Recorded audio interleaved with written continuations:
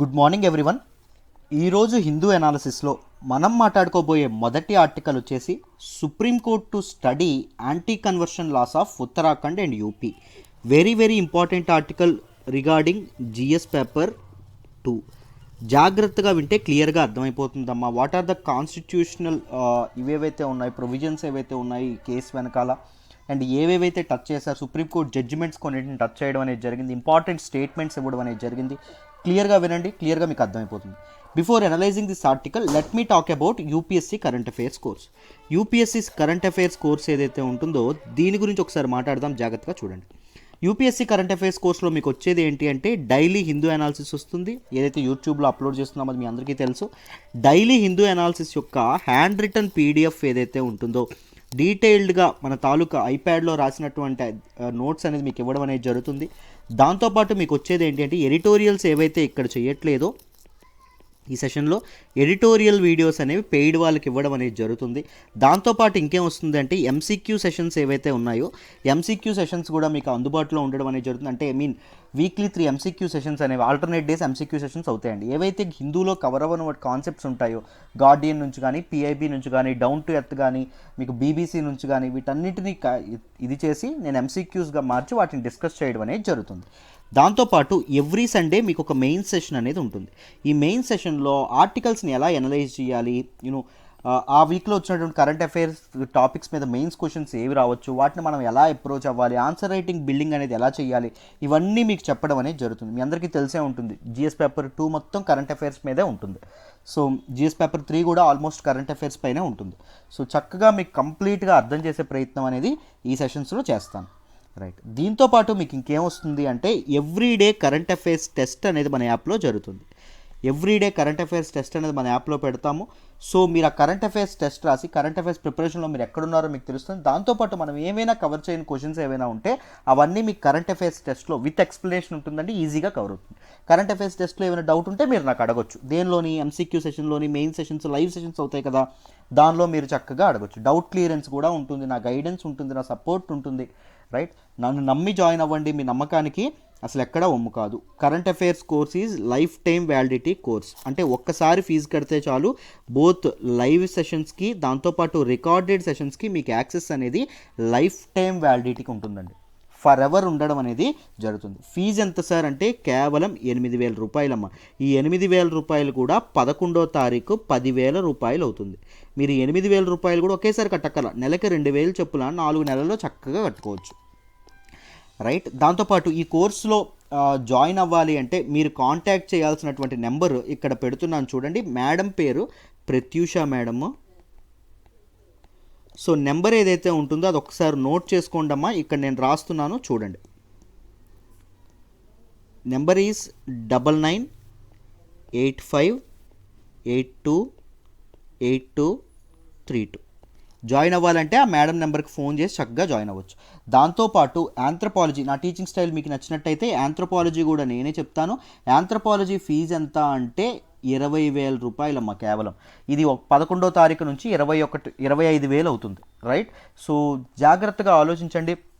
మీకు నెలకి 5,000 చక్కగా కట్టుకుంటే హ్యాపీగా అయిపోతుంది. 4 నెలలు హ్యాపీగా 20,000 కట్టుకుంటే సరిపోతుంది. ఈ ఆంథ్రపాలజీ కూడా లైఫ్ టైం వ్యాలిడిటీతో ఇస్తున్నట్టు. మన ఇన్స్టిట్యూట్లో కోర్సులన్నీ లైఫ్ టైం వ్యాలిడిటీ అండి.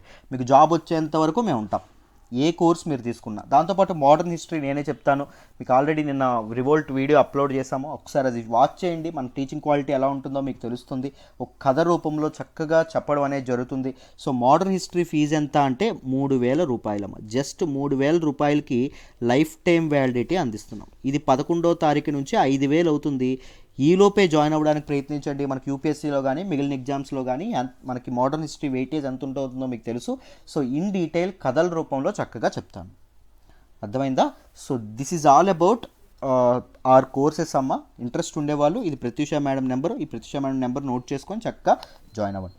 అండ్ ఈరోజు ఆర్టికల్ ఏదైతే ఉంటుందో ఫస్ట్ ఆర్టికల్, దాన్ని అనలైజ్ చేద్దాం, జాగ్రత్తగా వినండి.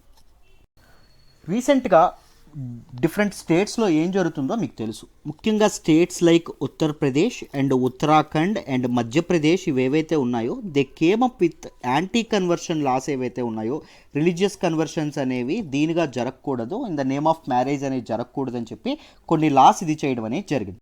ముఖ్యంగా మీరు చూసుకుంటే మన ఉత్తరప్రదేశ్ ఏదైతే ఉంటుందో, ఉత్తరప్రదేశ్ ఒక లా తీసుకొచ్చింది, ఒక ఆర్డినెన్స్ రూపంలో ఒక చట్టం చేసింది.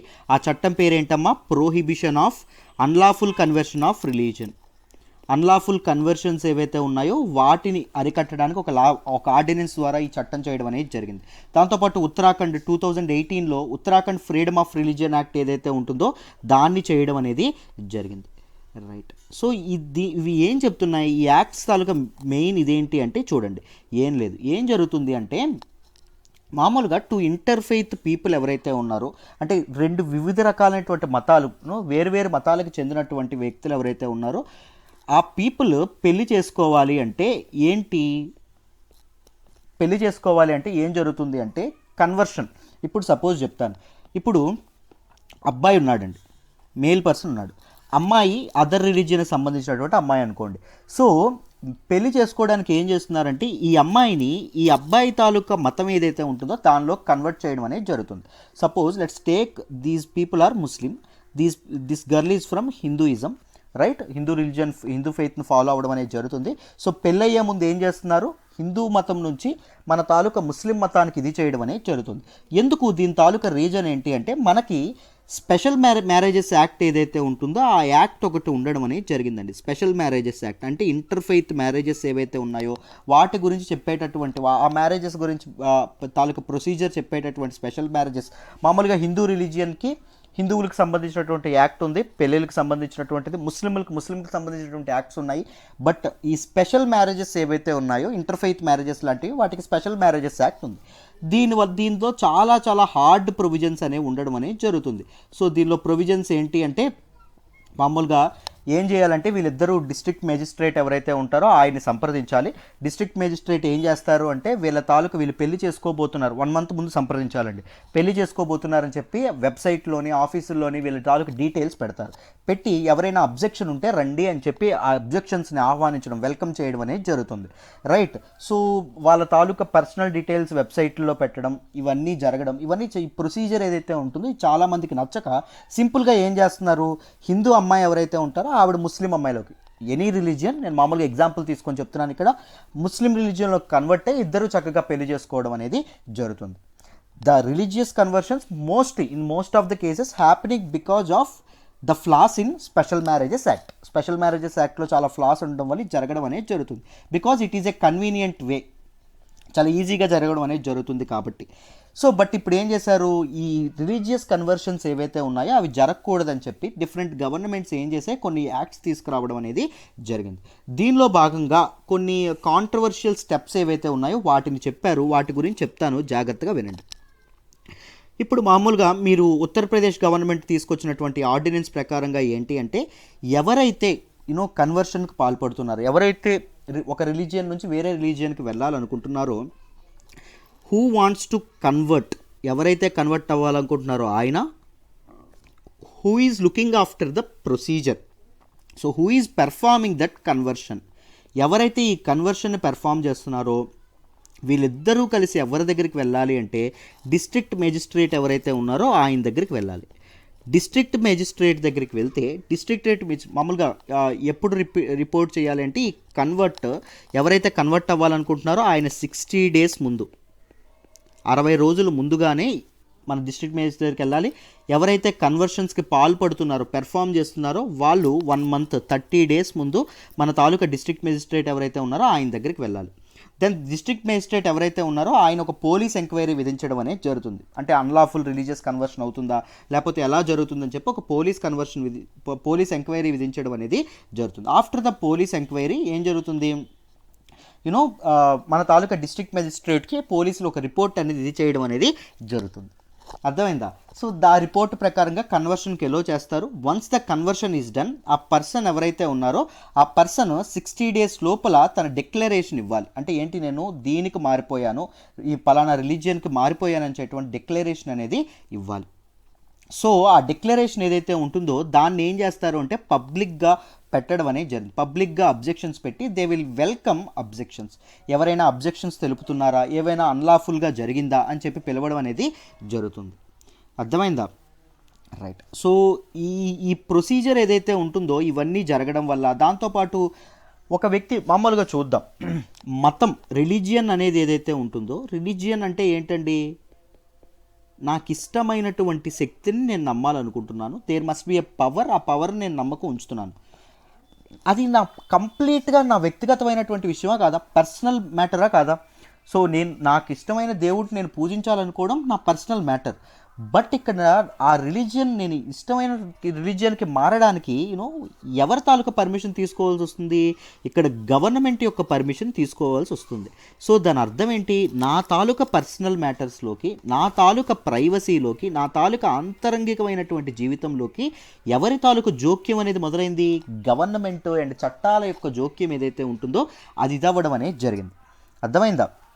So that is the reason why many people different religions సంబంధించినటువంటి వాళ్ళు కానీ, చాలా హ్యూమన్ రైట్స్ యాక్టివిస్ట్స్ కానీ, లేకపోతే చాలామంది ఎవరైతే ప్రజా శ్రేయస్సు కోరుకుంటున్నారో వీళ్ళందరూ చాలా కోర్టుల్లో ఈ యాక్ట్స్ ఏవైతే ఉన్నాయో ఇవన్నీ అటాక్ చేస్తున్నాయి మనిషి యొక్క ప్రైవసీకి. మామూలుగా ఒక భారతీయుడి యొక్క, సగటు భారతీయుడి యొక్క రైట్స్ ఏవైతే ఉంటాయో, హక్కులు ఏవైతే ఉంటాయో, ప్రాథమిక హక్కులు, ఫండమెంటల్ రైట్స్ ఏవైతే ఉన్నాయో వాటన్నింటికి ఇవి అటాక్ అని చెప్పి వీళ్ళందరూ పిల్స్ వేయడం అనేది జరిగింది.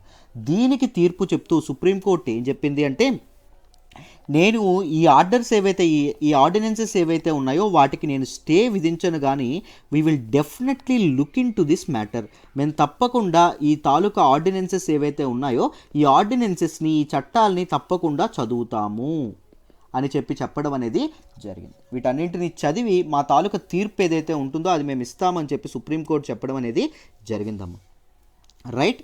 సో ముఖ్యంగా ఈ లాస్తో ఉండేటటువంటి ఇష్యూస్ ఏంటి అంటే, మొదటి issue, these laws are criminalizing religious conversions via marriage కోసం రిలీజియస్ కన్వర్షన్స్ ఏవైతే జరుగుతున్నాయో, మత మార్పిడులు ఏవైతే ఉన్నాయో వాటిని ఇది చేయడం అనేది జరుగుతుంది, క్రిమినలైజ్ చేయడం అనేది జరుగుతుంది.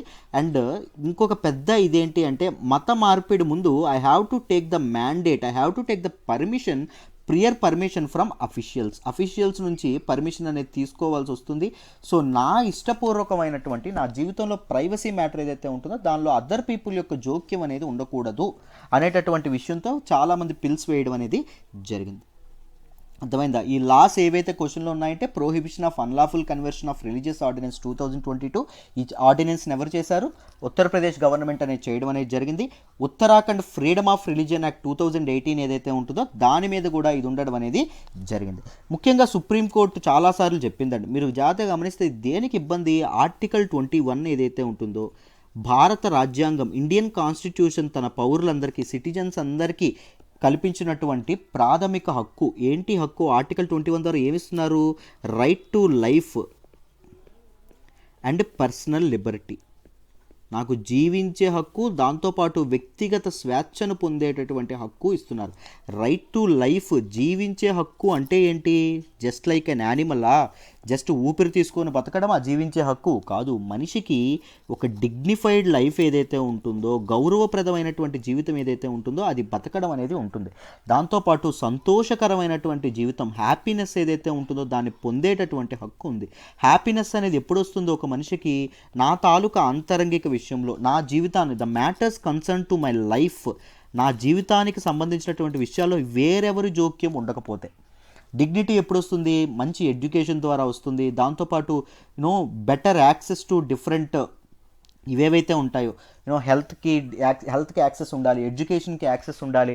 దాంతోపాటు వీటి వల్ల డిగ్నిటీ రావడం అనేది జరుగుతుంది. స్కిల్ డెవలప్మెంట్కి యాక్సెస్ ఉండాలి, ఉద్యోగానికి, రైట్ టు వర్క్కి యాక్సెస్ ఉండాలి. సో వీటన్నిటి డిగ్నిటీ కింద వస్తాయి. సో హ్యాపీనెస్ అనేది ఎప్పుడు వస్తుంది? నా తాలూకా విషయాలు నేనే నిర్ణయం తీసుకునేటటువంటి స్వేచ్ఛ, దట్ ఫ్రీడమ్ అనేది నాకు కల్పించినప్పుడు ఈ హ్యాపీనెస్ అనేది వస్తుంది. సో ఎవరిని భాగస్వామిగా చూస్ చేసుకోవాలి, నా జీవిత భాగస్వామిగా ఎవరిని, పార్ట్నర్గా ఎవరిని చూస్ చేసుకోవాలనేటటువంటిది నాకు కంప్లీట్. ఇది ఎవరో చెప్పారు కదా అని చెప్పి నాకు పడనటువంటి, నాకు ఇష్టం లేని వాళ్ళు నేను పెళ్లి చేసుకున్నాను అనుకోండి, నేను హ్యాపీగా ఉండగలనా, సంతోషంగా ఉండగలనా? ఉండలేను. సంతోషంగా లేనప్పుడు బతికి ఉండడం ఎందుకండి? బాధపడుతూ ఉండాలా? So that the indirectly depriving right to life of citizens అండి. సో కాన్స్టిట్యూషన్ మనకి ఇచ్చినటువంటి రైట్ టు లైఫ్ని అది కంప్లీట్గా ఇది చేయడం అనేది జరుగుతుంది. సో ఈ ప్రజల అంతరంగిక జీవితంలోకి ప్రభుత్వాల తాలూకా ఇదేదైతే అవకాశం ఏదైతే ఉంటుందో, జోక్యం ఏదైతే ఉంటుందో అది ఎంత మాత్రము తగదు అని చెప్పి సుప్రీంకోర్టు చాలాసార్లు ఇది చేయడం అనేది జరిగింది. And these laws may create fear in సొసైటీలో చాలా భయాందోళనలు, అప్రిహెన్షన్స్ని క్రియేట్ చేయడం అనేది జరుగుతుంది. ఎందుకు అంటే ఏం జరుగుతుందంటే సింపుల్గా చెప్తాను చూడండి. ఈ యాంటీ కన్వర్షన్ లాస్ ఎప్పుడైతే వచ్చాయో పీటల మీదుగా పెళ్లి చేసుకుంటున్నటువంటి వధూవరుల్ని పీటల మీద నుంచి లేపి మరీ తీసుకెళ్ళిపోతున్నారండి. సో వేరే వ్యక్తిని ప్రేమించడానికి, తమ ఇష్టపూర్వకంగా వేరే మతానికి చెందినటువంటి ఇంటర్ఫెయిత్ మ్యారేజెస్లో పాల్పడడానికి కూడా ప్రజలు సంకోచించేటటువంటి అవకాశం ఉంది. Right, these are the main problems and these are the main issues. మీకు ఇప్పటి వరకు what are the issues, personal లిబర్టీకి, రైట్ టు లైఫ్కి ఎలా భగ్నం కలుగుతుంది, ఏమైందని మీకు డీటెయిల్డ్గా అర్థమైందనే అనుకుంటున్నాను. అండ్ దీనిలో సుప్రీంకోర్టు అదర్ జడ్జిమెంట్స్ కూడా ఇవ్వడం అనేది జరిగింది. వాటిని కూడా సుప్రీంకోర్టు మిగిలిన జడ్జిమెంట్స్లో కొన్ని తీర్పులు ఇచ్చారని చెప్పారు హిందూ వాళ్ళు. సో ఒకసారి ఆ జడ్జిమెంట్స్ని కూడా టచ్ చేద్దాం. Very important in mains perspective, జాగ్రత్తగా వినండి అమ్మ. ముఖ్యంగా హదియా కేస్ జడ్జిమెంట్ ఏదైతే ఉంటుందో, ఈ హదియా కేస్ జడ్జిమెంట్లో సుప్రీంకోర్టు తన తీర్పు చెప్తూ ఏం చెప్తుంది అంటే, మ్యాటర్స్ ఆఫ్ డ్రెస్ ఏది ధరించాలి, మ్యాటర్స్ ఆఫ్ ఫుడ్ ఏది తినాలి, ఐడియాలజీస్, లవ్, పార్ట్నర్షిప్, ఎవరిని ప్రేమించాలి, ఎవరిని జీవిత భాగస్వామిగా చేసుకోవాలి, these are the central aspects of one's identity. ఒక వ్యక్తి యొక్క ఐడెంటిటీలో ఇవన్నీ భాగం అంట. వీటన్నింటిలో ఎప్పుడైనా జోక్యం పోయింది, ఎవరి జోక్యమైనా ఇదైంది అనుకోండి, ఈ స్వేచ్ఛ సిటిజన్కి ఇవ్వకపోయాం అనుకోండి, ఏం జరుగుతుంది, అతని ఐడెంటిటీయే కుప్పకూలిపోతుందని చెప్పి సుప్రీంకోర్టు చెప్పడం అనేది జరిగింది. Neither the state nor the law can dictate a choice of partners or limit the free ability of every person to decide on these matters. ఈ మ్యాటర్స్లో ఎవరి తాలూకా జోక్యం ఎంత మాత్రమో తగదు అని చెప్పి సుప్రీంకోర్టు చెప్పడం అనేది జరిగింది. And in its famous judgment, KS Puttaswamy case ఏదైతే ఉంటుందో, KS Puttaswamy case or privacy judgment అంటామండి. దీనిలో కూడా మనకు సుప్రీంకోర్టు ఏ విధంగా వ్యాఖ్యానించింది అంటే, the autonomy of the individual was the ability to make decisions in the vital matters of concern to life. తన జీవితానికి దగ్గరగా ఉండేటటువంటి, తన జీవితానికి సంబంధించినటువంటి నిర్ణయాలు తీసుకునేటటువంటి అధికారం వన్స్ ఓన్ రైట్ అంట. రైట్, ఆ అటానమీ అనేది, ఆ స్వతంత్రం, ఆ స్వేచ్ఛ అనేది ఆయనకు కల్పించాలి అని చెప్పి చెప్పడం అనేది జరిగింది. And any interference by the state అంటే ఇక్కడ ఏంటంటే గవర్నమెంట్ లేదా కంట్రీ అని అర్థం. Any interference by the state in an adult's right to love and marry had a chilling effect on the freedom. So మనిషి యొక్క స్వేచ్ఛ మీద అది చాలా తీవ్రమైనటువంటి ఇది చేస్తుంది, తీవ్రమైనటువంటి ఎఫెక్ట్ చూపిస్తుంది అని చెప్పడం అనేది జరిగింది. రైట్, ఎందుకండి ఇప్పుడు సపోజ్ నేనే చెప్తున్నాను, జాగ్రత్తగా వినడం. People, this is not medieval India, right? These are not medieval times. We are in the modern times. We are in the 21st century. ఈ 21st centuryలో ఏమవుతుంది, ఆడవాళ్ళు ఎవరైతే ఉన్నారో they have the access to education. వాళ్ళు వివిధ రకాలైనటువంటి ప్రాంతాలకు చదువుకోవడానికి వెళ్తున్నారు. They have the access to work, different work ప్లేసెస్లో వాళ్ళు వర్క్ చేయడం అనేది జరుగుతుంది. సో ఎప్పుడైతే ఈ women participation and men participation ఉంటుందో, డిఫరెంట్ వర్క్ ప్లేసెస్లో కానీ ఎడ్యుకేషన్ ఇన్స్టిట్యూషన్స్లో కానీ వాళ్ళు ఎప్పుడైతే మీట్ అవుతారో, ఒకరి అభిప్రాయాలు ఒకరికి నచ్చేటి, ఒకరి ఇంట్రెస్ట్ ఇంకొకరికి నచ్చే అవకాశం ఉంది. So they can choose their life partner. Right, వాళ్ళ జీవిత భాగస్వామిని చూస్ చేసుకునేటటువంటి, ఎన్నుకునేటటువంటి అధికారం వాళ్ళ పర్సనల్ ఇది. ఎందుకంటే వాళ్ళకి తెలుస్తుంది వాళ్ళ తాలూకు ఇంట్రెస్ట్, నా జీవితం, నా భవిష్యత్తు ఎప్పుడు బాగుంటుందంటే నేను వాళ్ళని మ్యారేజ్ చేసుకున్నప్పుడు అనిపిస్తుంది. That guy may be from other faith, right, other religion ఏదైతే ఉంటుందో దానికి సంబంధించి కూడా ఉండొచ్చు. రైట్, బట్ కానీ మీరు ఇలాంటి యాక్ట్స్ తీసుకురావడం వల్ల ఏం చేస్తున్నారు, you are curbing and you are containing the right to life. జీవించేటటువంటి హక్కు, దాంతోపాటు కాన్స్టిట్యూషన్ అనేది ప్రజలకు ఇచ్చేటటువంటి బేసిక్ ఫ్రీడమ్స్ ఏవైతే ఉంటాయో, స్వేచ్ఛలు ఏవైతే ఉంటాయో వాటికి మీరు అడ్డుపడుతున్నారు అని చెప్పి దీనిలో సుప్రీంకోర్టు చెప్పడం అనేది జరిగింది. అండ్ దీని మీద స్టే విధించలేదు కానీ ఈ ఆర్డినెన్సెస్ ఏవైతే ఉన్నాయో వాటికి, బట్ స్టిల్ ఇది చేయబోతున్నారండి. రైట్, ఐ మీన్ దాని మీద మేము చర్చించబోతున్నాము, దాన్ని తప్పకుండా మేము కన్సిడర్ చేస్తాము అని చెప్పి మన chief justice of India led bench ఏదైతే ఉంటుందో అది చెప్పడం అనేది జరిగింది. So these were the important points that you should remember regarding this article అమ్మ. మీకు ఈ ఆర్టికల్ ఇన్ డీటెయిల్ కంప్లీట్గా అర్థమైంది అనుకుంటున్నాను. This is how you have to analyse, this is how you have to go with the comprehensive analysis. Right. మీ తాలూకు opinion ఏంటి? నాకు ఇప్పుడు మీ తాలూకు యాంటీ కన్వర్షన్ లాస్ ఏవైతే ఉన్నాయో అవి ఉండాలా లేకపోతే అవి వద్దా, ఒకవేళ ఉంటే ఎటువంటి రిఫార్మ్స్ అనేవి తీసుకురావచ్చు? నిజంగా కన్వర్షన్స్ అనేవి ఏమైనా ప్రాబ్లమ్గా ఉందా ఇండియాలో? And you have to come up with your answers. I will check all your answers. మీరు ఏమైనా తప్పు ఉంటే థాట్ ప్రాసెస్లో I will correct it. Right. So ఒకసారి మీరు కూడా ఆలోచించడానికి ప్రయత్నించండి. Right. I hope you understand this article. Let me move to the next article అమ్మ. మనం మాట్లాడుకోబోయే నెక్స్ట్ ఆర్టికల్ వచ్చేసి science policy to boost journal access. Very very very important article regarding GS paper 3 అండి. సైన్స్ అండ్ టెక్నాలజీకి సంబంధించినటువంటిది. జాగ్రత్తగా వింటే క్లియర్గా ఎక్స్ప్లెయిన్ చేస్తానమ్మా, మీకు ఈజీగా అర్థమవుతుంది. జాగ్రత్తగా వినండి. రీసెంట్గా గవర్నమెంట్ ఏం చేసింది అంటే 5th స్టెప్ తీసుకురావడం అనేది జరుగుతుంది. వాట్ ఈస్ ది స్టెప్ అంటే science technology and innovation policy ఏదైతే ఉంటుందో దీన్ని తీసుకురావడం అనేది జరుగుతుంది. స్టెప్ 2020 అంటాము. This is the 5th step అండి, 5వ policy science and technology and innovation మీద. ముందు 4 పాలసీలు కూడా వచ్చాయి, వాటి గురించి కూడా డిస్కస్ చేద్దాం. ఒక్కసారి చూడండి. ఈ స్టెప్ 2020 ఏదైతే ఉంటుందో దీని గురించి మాట్లాడుతూ చెప్పారండి. మామూలుగా ఫస్ట్ స్టెప్ 2020 గురించి ఎక్స్ప్లెయిన్ చేస్తాను. ఎక్స్ప్లెయిన్ చేసిన తర్వాత ఈ ఆర్టికల్లో ఏం చెప్పారో చెప్తాను, జాగ్రత్తగా వినండి. This is the 5th step of India and it is intends to innovate policies. Innovate కొత్త ఆవిష్కరణలు సంబంధించినటువంటి పాలసీస్, ఇన్నోవేషన్స్ ఏవైతే ఉన్నాయో అండ్ మిషన్స్ అండ్ స్కీమ్స్ ఏవైతే ఉన్నాయో, ఈ స్కీమ్స్ మిషన్స్ ఇన్నోవేటివ్ పాలసీస్ దేనికి సపోర్ట్ చేయాలంట? కంట్రీ యొక్క సైన్స్ అండ్ టెక్నాలజీ డెవలప్మెంట్కి సపోర్ట్ చేసేవై ఉండాలంట. వీటన్నింటినీ ఇది చేయడానికి, వీటన్నింటినీ ఫార్ములేట్ చేయడానికి దీన్ని తీసుకురావడం అనేది జరిగింది. అండ్ దీన్ని ఎవరు ఇది చేస్తారు అంటే అమ్మ, it will be facilitated jointly by. ఈ స్టెప్ని ఎవరు ఫార్ములేట్ చేస్తారు అంటే జాయింట్గా చేయడం అనేది జరుగుతుంది 2 ఆఫీసెస్. ఒకటి ఏంటి అంటే office of principal science adviser. Principal science adviser office ఎవరైతే ఉంటారో వాళ్ళు, దాంతోపాటు department of science and technology ఏదైతే ఉంటుందో department of science and technology. అర్థమైందా? అండ్ ఫస్ట్ పిఎస్ఏ ఎవరో తెలుసా? పిఎస్ఏ అనే పోస్ట్ 1991 నుంచి 1991 నుంచి రావడం అనేది జరిగింది, principal scientific adviser. And first ఎవరు అంటే అబ్దుల్ కలాం అండి. ఏపీజే అబ్దుల్ కలాం ఎవరైతే ఉంటారో అబ్దుల్ కలాం. అండ్ ఇప్పుడు ఎవరు పనిచేస్తారు? అబ్దుల్ కలాం తర్వాత చిదంబరం గారు పనిచేయడం అనేది జరిగింది. ఇప్పుడు ఎవరు ప్రిన్సిపల్ సైంటిఫిక్ అడ్వైజర్ ఎవరో నాకు మీరు కామెంట్ బాక్స్లో తెలియజేయాలి.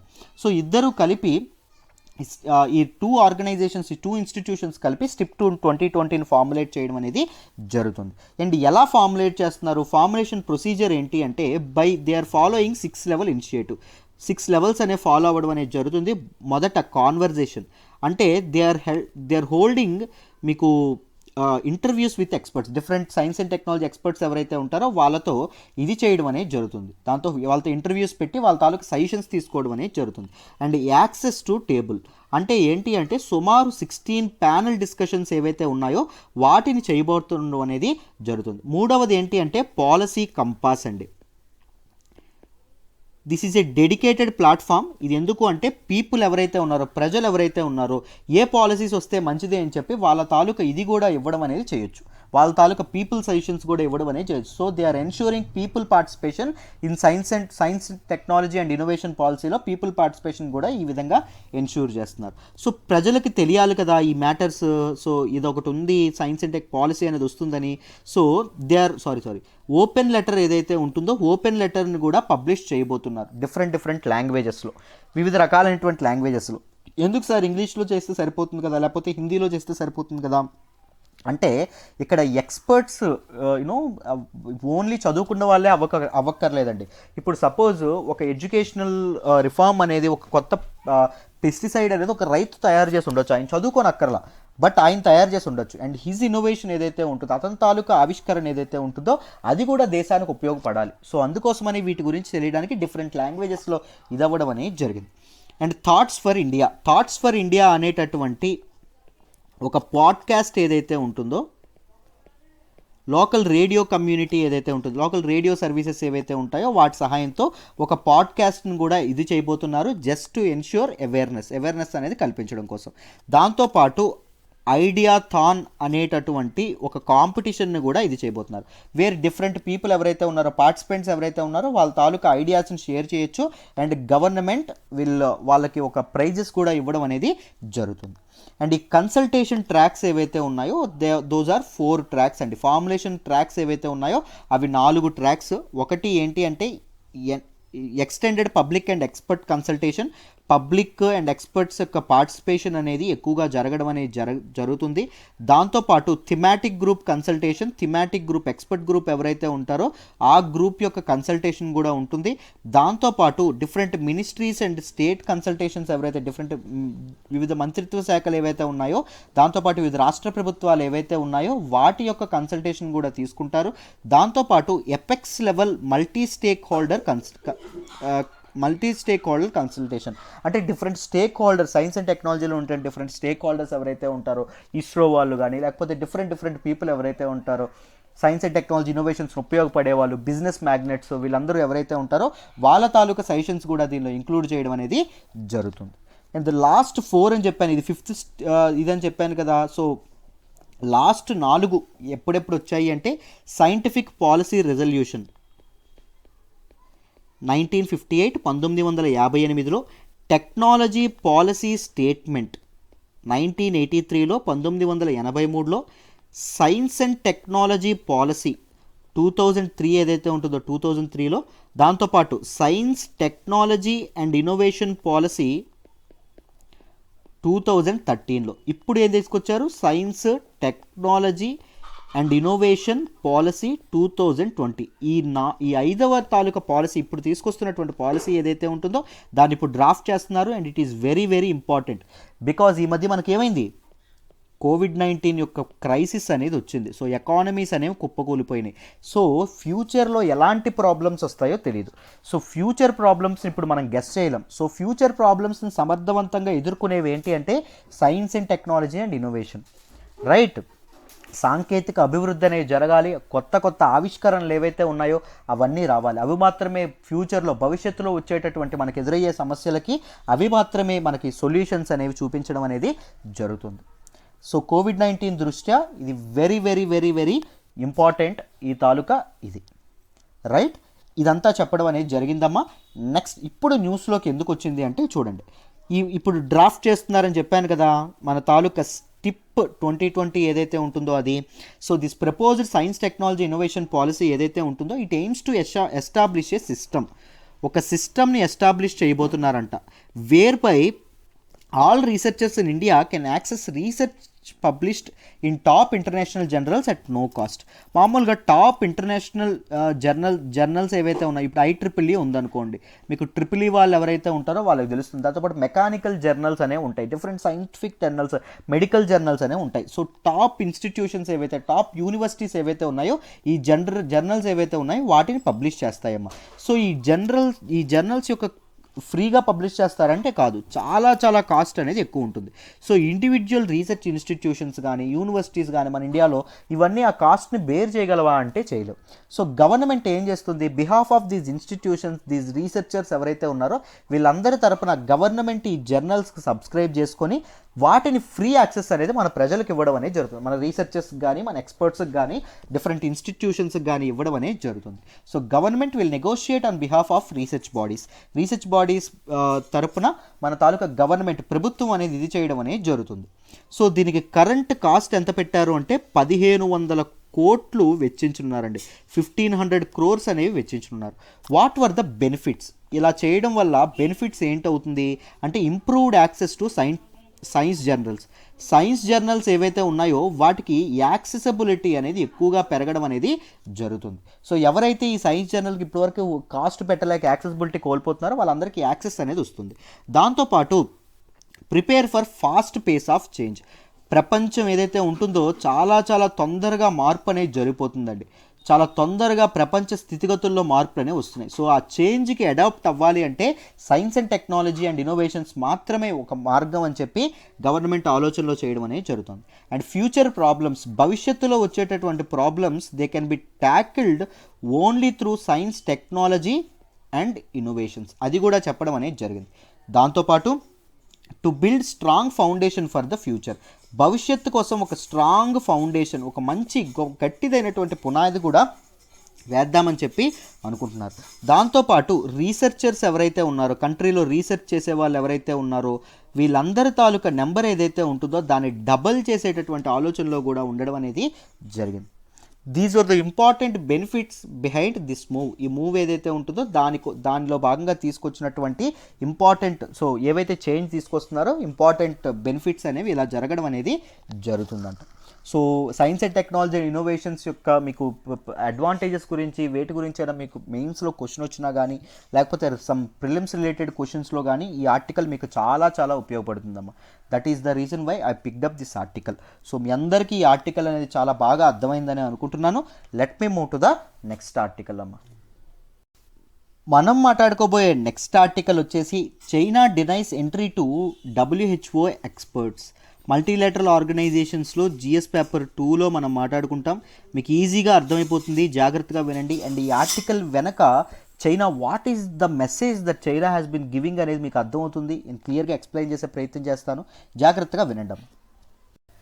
రీసెంట్గా వరల్డ్ హెల్త్ ఆర్గనైజేషన్ అనేది ఏం చెప్పింది అంటే, మీకు డిసెంబర్లో మీరు గమనిస్తే ఒక ఎడిటోరియల్ వచ్చింది, దాంతోపాటు దాని గురించి న్యూస్ ఆర్టికల్ కూడా వచ్చింది. ఏంటి ఆ editorial? Some WHO expert team ఎవరైతే ఉంటారో ఈ టీం అంతా ఎక్కడైతే కరోనా వైరస్ పుట్టిందో కరెక్ట్గా సంవత్సరం ముందు వుహాన్ ఏదైతే ఉంటుందో వుహాన్ అనేటటువంటి సిటీలో కరోనా వైరస్ ఆవిర్భవించడం అనేది, మొదటి కేసు రిపోర్ట్ అవ్వడం అనేది జరిగింది. సో ఆ ఒక్క కేసు నుంచి ఎంత ప్రబలిందో కరోనా వైరస్, ఇప్పటికీ కరోనా వైరస్ ఎంత దారుణంగా విజృంభిస్తుందో యూకేలో కానీ మీ అందరికీ తెలుసు. న్యూ స్ట్రెయిన్ అని, మ్యూటేషన్స్ అని, మనం COVID-19 గురించి చాలా తెలుసుకున్నాం. దాంతోపాటు ఎకనామిక్ క్రైసిస్ అనేది తీసుకురావడం, హెల్త్ క్రైసిస్ అనేది తీసుకురావడం, ప్రపంచ ఆర్థిక వ్యవస్థల్ని, సప్లై చైన్స్ ఏవైతే ఉంటాయో వాటిని కూడా కుదేలు చేయడం అనేది జరిగింది. ఎవరండి? Corona virus. సో దీనికి సంబంధించి వరల్డ్ హెల్త్ ఆర్గనైజేషన్ ఏం చేసింది అంటే, ఎప్పుడో ఈ పని చేయాలి, వుహాన్కి ట్రేసెస్, మన తాలూకా కోవిడ్ ఏదైతే ఉంటుందో, కరోనా వైరస్ ఏదైతే ఉంటుందో దాని తాలూకా ఆరిజిన్, దాని తాలూకా పుట్టు పూర్వోత్తరాల గురించి, ఎలా పుట్టింది, ఎలా పాకింది అని చెప్పి ఇది చేయడం గురించి ఏం చేయాలి, ఒక కమిటీ అనేది వేయాల్సింది. కానీ ఎక్స్పర్ట్ టీం వెళ్ళి దర్శించాల్సింది. మనం మామూలుగా చైనాకి వెళ్ళి చైనాని విజిట్ చేసి వాళ్ళు ఒక డెసిషన్ తీసుకోవాలి మామూలుగా. But it is too late. But డిసెంబర్లో ఏం చెప్పారు, మన తాలూకా ఎక్స్పర్ట్ టీం అనేది, world health organisation expert team అనేది January 5th వెళ్తుంది. ఎక్కడికి వెళ్తుంది? చైనాకి వెళ్తుంది. చైనాకి వెళ్ళి మన వుహాన్ ఏదైతే ఉంటుందో వుహాన్ సిటీని, దాంతోపాటు అక్కడ ఉన్నటువంటి వెట్ మార్కెట్స్ ఏవైతే ఉన్నాయో, మాంసపు కొట్లు ఏవైతే ఉన్నాయో అక్కడ దర్శిస్తుంది. సందర్శించి COVID-19 ఎలా పుట్టింది ఏంటి అని చెప్పి దాని తాలూకా ఇదేదైతే ఉంటుందో దాని గురించి చెప్తుందని చెప్పడం అనేది జరిగింది. బట్ రీసెంట్గా చైనా ఏం చేసింది, ఈ ఎక్స్పర్ట్ టీం ఎవరైతే ఉన్నారో వీళ్ళందరూ పాపం ఇళ్ళ నుంచి బయలుదేరారంట చైనాకి. బట్ స్టిల్ చైనా అనేది రేదు రావద్దు ఇప్పుడు అని చెప్పి వాళ్ళ తాలూకా పర్మిషన్ అనేది కట్ చేయడం అనేది జరిగింది. సో WHO ఎవరైతే ఉన్నారో ఆయన డైరెక్టర్ ఎవరైతే ఉన్నారో ఆయన దిస్ ఈజ్ వెరీ డిసప్పాయింటింగ్ అని చెప్పడం అనేది జరిగిందని. రైట్, COVID-19 యొక్క ఆరిజిన్స్ గురించి స్టడీ చేయడానికి ఎవరైతే ఎక్స్పర్ట్ టీం వెళ్తున్నారో వాళ్ళని రావద్దని చెప్పడం అనేది, వాళ్ళ తాలూకా ఎంట్రీని ఆపడం అనేది ఇట్ ఈస్ వెరీ డిసప్పాయింట్ అని చెప్పడం అనేది జరిగిందండి. చైనా కూడా లాస్ట్ మినిట్లో తీసుకుందంట. అందరూ బయలుదేరిపోయారు అండ్ అందరూ ఇన్ ట్రాన్సిట్ అంటే మధ్యదారిలో ఉన్నారు. బట్ స్టిల్ ఇప్పుడు తీసుకోవడం అనేది జరిగిందంట. సో చైనా అనేది తన డెఫినేషన్ అనేది, తన తాలూకా డెసిషన్ ఏదైతే ఉంటుందో దాన్ని డిఫెండ్ చేసుకోవడం అనేది జరిగింది. లేదు మేము ఎందుకు చేయాలనుకున్నాము అంటే, the issue of origin of tracing, origin tracing ఏదైతే ఉంటుందో, కరోనా వైరస్ యొక్క ఆరిజిన్ ట్రేసింగ్ ఏదైతే ఉంటుందో that is very complicated issue. So work అనేది ఎవరైతే ఎక్స్పర్ట్స్ వస్తున్నారో వాళ్ళ తాలూకు వర్క్ స్మూత్గా అవ్వాలి అంటే we have to carry out some necessary arrangements అనేవి మేము చేస్తాము, చేసిన తర్వాత వాళ్ళు వస్తే బాగుంటుంది అని చెప్పి మన తాలూకు చైనా చెప్పడం అనేది జరుగుతుంది. రైట్, సో ఇప్పుడు ఏమవుతుంది, మామూలుగా మీరు జాగ్రత్తగా గమనించండి. What is the message that China has been giving? మేము తలుచుకుంటే ఏదైనా it is undermining world health organisation. Right, world health organisation ఇది అండర్మైన్ చేయడం అనేది జరుగుతుంది. వరల్డ్ హెల్త్ ఆర్గనైజేషన్ అండర్మైన్ చేయడం అంటే మల్టీలాటరలిజం ఏదైతే ఉంటుందో మల్టీలాటరలిజంని అండర్మైన్ చేసినట్టు. మామూలుగా మీరు PSIR థియరీస్ కానీ ఇవేమైనా తెలుస్తుంది. ఎవరైతే మల్టీలాటరలిజంని అండర్మైన్ చేస్తారో we call them as hegemons, dominant countries అంటాం.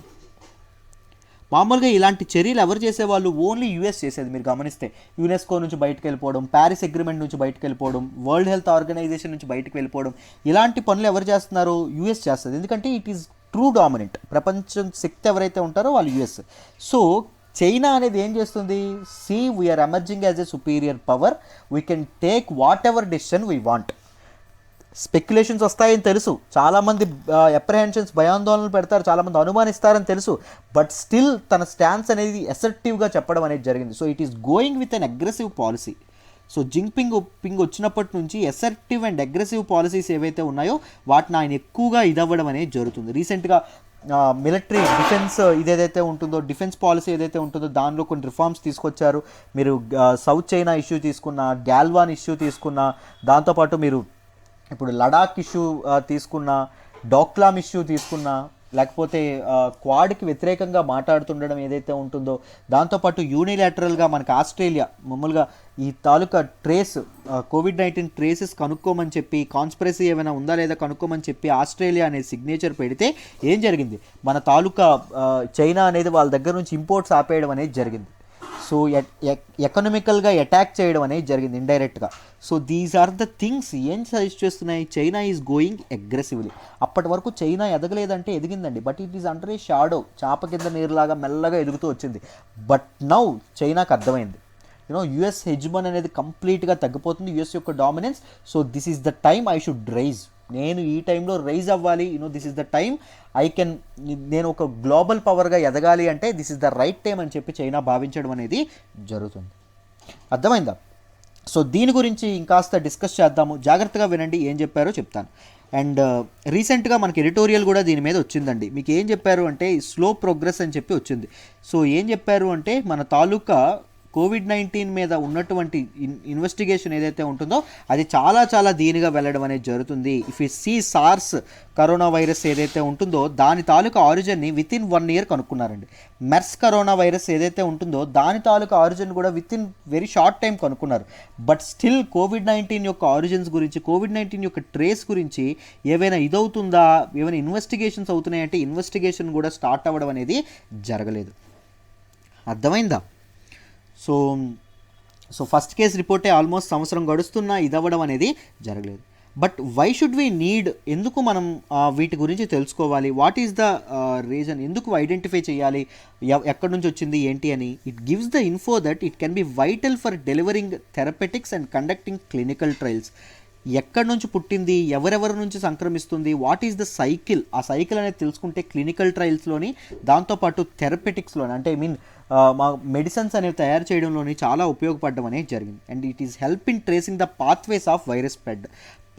వైరస్ ఎలా స్ప్రెడ్ అయింది? మామూలుగా బ్యాట్స్ నుంచి అన్నారు. బ్యాట్స్ నుంచే మొదలైందా, లేకపోతే బ్యాట్స్ నుంచి ఎవరికి దేని నుంచైనా బ్యాట్స్కి సోకిందా, బ్యాట్స్ నుంచే హ్యూమన్స్కి సోకిందా, లేకపోతే బ్యాట్స్ నుంచి వేరే వాటికి సోకి తర్వాత వేరే వాటికి సోకి తర్వాత హ్యూమన్స్కి వచ్చిందా? సో ఈ పాత్వే అనేది తెలియాలి. ఈ పాత్వే తెలుసుకోవడం ద్వారా మనం ఏం చేయగలం? What are the vulnerable species? కోవిడ్-19 బారిన పడబోయేటటువంటి స్పీసీస్ ఏవైతే ఉన్నాయో వాటిని ఐడెంటిఫై చేసి వాటిని సంరక్షించుకునేటటువంటి అవకాశం అనేది ఉంటుంది. Right? So extent of vulnerability, different స్పీసీస్లో ఇది ఎంతవరకు ఉంటుంది, ఎంతవరకు డ్యామేజ్ కలగజేస్తుంది అనేది కూడా మనం తెలుసుకోవచ్చు. రైట్? దాంతోపాటు మీరు జాగ్రత్తగా గమనిస్తే రిజర్వాయర్ అంటే ఏవేవి హోస్టులుగా పనిచేస్తున్నాయి, ఏవేవి వైరస్ని క్యారీ చేస్తున్నాయి, ఇలాంటి విషయాలు కూడా మనం ఈజీగా తెలుసుకుంటే మనం we can prevent the spread of virus యొక్క స్ప్రెడ్ని మనం ప్రివెంట్ చేయొచ్చు. బట్ ద ఇన్వెస్టిగేషన్ పేస్ ఏదైతే ఉంటుందో it is not very encouraging అండి. రైట్? WHO ఇంటెన్షన్ చూపిస్తోంది ఇన్వెస్టిగేట్ చేయాలని చెప్పి ఆరిజిన్ గురించి, but it is a good thing, it is a commendable thing. But investigation pace ఏదైతే ఉంటుందో అది వెరీ స్లోగా ఉండడం అనేది జరిగిందాం. అర్థమైందా? సో చైనా గురించి కూడా చాలా స్పెక్యులేషన్స్ రావడం అనేది జరుగుతుంది. ఎందుకంటే చైనా కావాలని ఇన్వెస్టిగేషన్ ఏదైతే ఉంటుందో దాన్ని డిలే చేస్తుంది. And China is not showing any enthusiasm, ఎటువంటి ఎంతూజియాజం ఏదైతే ఉంటుందో దాన్ని ఇది చెయ్యట్లేదు అని చెప్పడం అనేది జరుగుతుందమ్మా. రైట్. ఇప్పటి వరకు వుహాన్ని WHO టీం ఒక్కసారి కూడా సందర్శించారు. అఫ్కోర్స్ WHO డైరెక్టర్ సందర్శించారు లాస్ట్ జాన్వరిలో. ఎప్పుడైతే వుహాన్లో డిసెంబర్లో బయటపడిందో లాస్ట్ జాన్వరిలో మన తాలూకా WHO డైరెక్టర్ ఎవరైతే ఉన్నారో ఆయన సందర్శించారు. జింగ్పింగ్ని కలిసి మీరు అద్భుతంగా చేస్తున్నారు కంటైన్ చేయడానికి, వైరస్ని కంటైన్ చేయడానికి ఆయన పొగడ్డం కూడా జరిగింది. రైట్. సో బట్ ఆగస్ట్ వరకు చైనాలో కూడా ఎటువంటి ట్రయల్స్, ఎటువంటి ఇన్వెస్టిగేషన్ కూడా బయలుదేరలేదంట. China didn't even begin its preliminary studies. Right. Preliminary studies అసలు మొదలు కూడా పెట్టలేదంట. So these are some things, speculations అనేవి ఎక్కువగా ఇదవ్వడం అనేది జరుగుతుంది. దాంతోపాటు మీరు జాగ్రత్తగా గమనిస్తే చైనా ప్రెస్లో కానీ లేకపోతే చైనా సైంటిఫిక్ ఎక్స్పర్ట్ టీం కానీ కొంతమంది ఏమంటున్నారు, మామూలుగా చైనాలో మొదలవ్వక ముందే ఇటలీలో ఇది చాలా తిరుగుతూ వచ్చింది, ఇటలీలో మొదట ఆవిర్భవించిందని కొంతమంది అంటారు. కొంతమంది ఏమంటారు, లేదు ఇండియన్ సబ్ కాంటినెంట్లో ఇది వచ్చింది, మా దగ్గర ఆధారాలు ఉన్నాయి అని చెప్పడం అనేది జరుగుతుంది. బట్ స్టిల్ ఈ ఇన్వెస్టిగేషన్ ఎలా జరుగుతుందో మేము తెలుసుకుంటాము అని చెప్పి ఇంటర్నేషనల్ ఎక్స్పర్ట్స్ వెళ్తుంటే వీళ్ళు ఇదవుతున్నారా? ఇది చేయట్లేదు. రైట్. వీళ్ళు ఎలో చేయడం అనేది జరగట్లేదు. So this is all a matter of concern. This is we should understand this under A political aspect అండి. So China is giving some message. China is passing some message to the whole world. We can do whatever we want. మామూలుగా US అనేది ఎదిరించినా లేకపోతే ఏ countries ఎదిరించినా మాకు కావాల్సినటువంటి డెసిషన్ని మేము తీసుకోగలము. That is the stage we are in. మా తాలూకా పవర్ అనేది అంతకు ఎదిగింది అని చెప్పి చైనా అనేది మెసేజ్ ఇస్తుందని చెప్పి మనం అర్థం చేసుకోవచ్చు. We have to understand everything in the international relations aspect. So change in world order ఏదైతే ఉంటుందో వరల్డ్ ఆర్డర్కి లింక్ చేసుకుంటూ చదువుకోవాలండి. Right. That is how you have to analyse these articles. ఇలా అనలైజ్ చేయడం అనేది ఎలా జరుగుతుంది అంటే బై రీడింగ్ మెనీ ఎడిటోరియల్స్ ఏవైతే ఉన్నాయో అవి చదవడం ద్వారా మాత్రమే సాధ్యపడుతుంది. రైట్. సో లేకపోతే మీకు ఎడిటోరియల్స్ చదవడానికి కష్టంగా ఉంటే you can join hour UPSC current affairs course. నేను మెయిన్ సెషన్స్ ఏవైతే ఉన్నాయో అది మీకు మెల్లగా ఇంజెక్ట్ చేయడం అనేది జరుగుతుంది. ద థాట్ ప్రాసెస్ని మీకు ఇంజెక్ట్ చేస్తాను. సో నన్ను నమ్మి జాయిన్ అవ్వండి, మీకు చాలా న్యాయం జరుగుతుంది, నన్ను నమ్మండి. Right. I hope you understand this article అమ్మ. ఈ ఆర్టికల్ మీకు ఇన్ డీటెయిల్ అర్థమైందని అనుకుంటున్నాను. Let me move to the next article. మనం మాట్లాడుకోబోయే నెక్స్ట్ ఆర్టికల్ వచ్చేసి Hong Kong acts again to crack down on dissent. 53 activist held under security law. Very important regarding GS paper 2. క్లియర్గా explain చేసే ప్రయత్నం చేస్తాను, జాగ్రత్తగా వినండి అమ్మ, మీకు ఈజీగా అర్థమైపోతుంది. ఈ ఆర్టికల్ మీకు అర్థం కావాలి అంటే చైనాకి అండ్ హాంకాంగ్కి మధ్య ఉన్నటువంటి రిలేషన్షిప్ ఏదైతే ఉందో అది మీకు అర్థం కావాలి. జాగ్రత్తగా వినండి. హాంకాంగ్ని ఏమంటాము అంటే this is a special administrative region of China. Special administrative region of China అని చెప్పి దీని అండం అనేది జరుగుతుంది. సింపుల్గా చెప్పేశారు సార్, దాని మీనింగ్ ఏంటి అంటే చూడండి, స్పెషల్ అడ్మినిస్ట్రేటివ్ రీజియన్ అంటే ఏంటి అంటే ఇట్ ఈజ్ ఇన్ చైనా, అది చైనాలో భాగమే, it is under Chinese territory. Right. కానీ it operates with its own set of rules. దానికి ఓన్ సెట్ ఆఫ్ రూల్స్ అనేవి ఉంటాయి, ఓన్ సెట్ ఆఫ్ గవర్నెన్స్ అనేది ఉంటుంది, పరిపాలనా విధానం అనేది ఉంటుంది, దాంతోపాటు own set of own government ఉంటుంది. రైట్. దాంతోపాటు Hong Kong has its own judicial system ఏదైతే ఉంటుందో జ్యుడిషియల్ సిస్టమ్ ఉంటుంది. హాంకాంగ్కి తన సొంతదైనటువంటి కరెన్సీ ఏదైతే ఉంటుందో కరెన్సీ ఉంటుంది. హాంకాంగ్కి తన సొంత ఫ్లాగ్ ఏదైతే ఉంటుందో జెండా ఏదైతే ఉంటుందో అది ఉంటుంది. దాంతోపాటు ట్రేడ్ రిలేషన్స్ తన ఇష్ట ప్రకారంగా చేసుకుంటుంది అదర్ నేషన్స్తో. సో ఈ అటానమీ ఏదైతే ఉంటుందో ఇది అటానమీ ఉంటుంది. But except for defence and foreign affairs ఏవైతే ఉంటాయో డిఫెన్స్ అండ్ ఫారెన్ అఫైర్స్లో మాత్రం హాంకాంగ్ ఎవరి మీద డిపెండ్ అవుతుంది, చైనా మీద డిపెండ్ అవ్వడం అనేది జరుగుతుంది. So defence and foreign affairs మాత్రమే చైనా అండర్లో ఉంటుంది.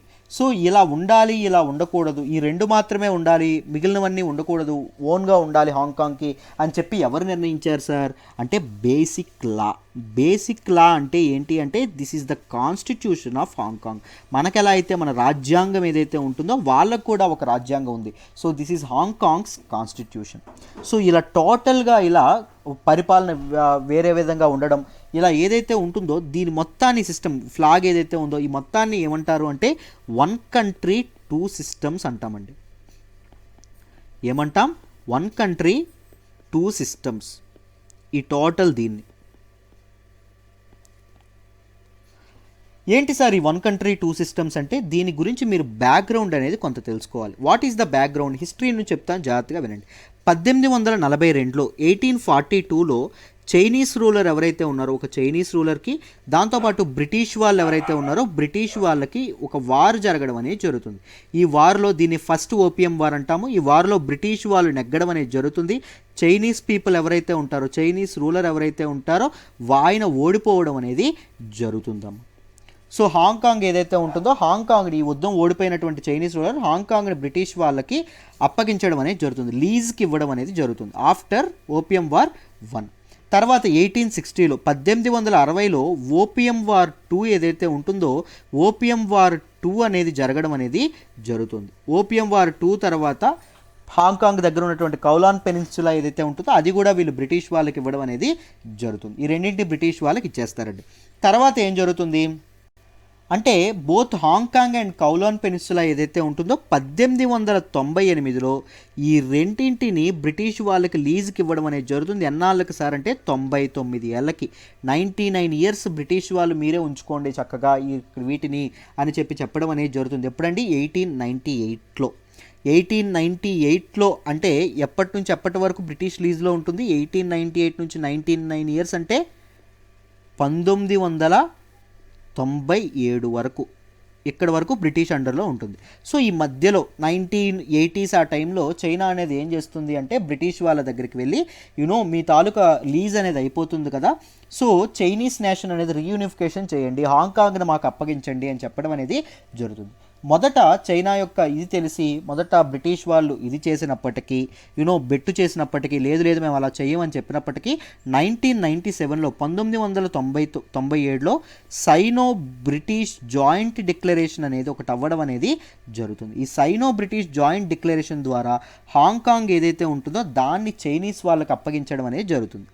అప్పగిస్తూ ఏం చెప్తారు చూడండి, హాంకాంగ్ యొక్క పొలిటికల్ సిస్టమ్స్, హాంకాంగ్ యొక్క ఎకనామిక్ సిస్టమ్స్ ఏవైతే ఉంటాయో దే మస్ట్ రిమైన్ అన్చేంజ్డ్, అవి తప్పకుండా చేంజ్ అవ్వడం అనేది జరగకూడదు. ఎప్పటి వరకు?